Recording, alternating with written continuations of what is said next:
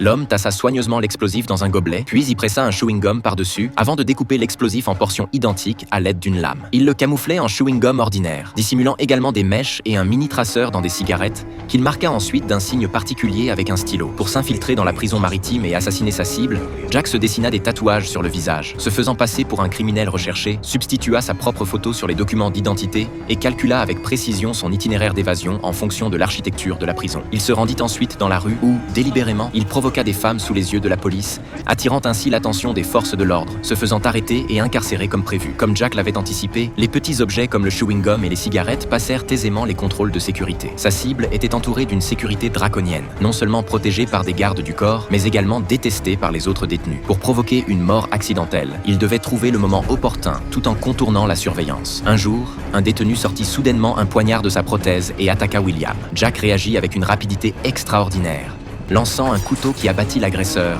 sauvant ainsi la vie de William. Cet étranger au réflexe impressionnant éveilla immédiatement l'intérêt de William, qui invita Jack dans ses quartiers privés, où il consomma de la drogue, tout en cherchant à se rapprocher de lui, espérant recruter ce redoutable individu. Ce qu'il ignorait, c'était que la véritable mission de Jack était de l'éliminer. Profitant d'un moment où William baissa sa garde, Jack agit promptement, l'étranglant jusqu'à l'inconscience, avant de lui faire ingérer toute la drogue présente sur la table. Peu après, lorsque les hommes de main arrivèrent, inquiets, Jack, imperturbable, leur dit simplement que le patron était en pleine prière. Pour dissimuler le meurtre et créer l'illusion d'une intoxication alimentaire, Jack se rendit ensuite sur la place, inséra l'explosif à haute puissance dans une fissure du mur et alluma la mèche. Il avala alors le dispositif de localisation, s'enduisit entièrement d'huile répulsive anti-requin et se dissimula dans un coin. Quand la bombe explosa, faisant voler le mur en éclats, Jack écarta les débris avec un bâton et s'échappa dans la confusion. Pendant ce temps, ses coéquipiers en embuscade localisèrent dans sa position grâce au signal et arrivèrent juste à temps pour l'évacuer en toute sécurité.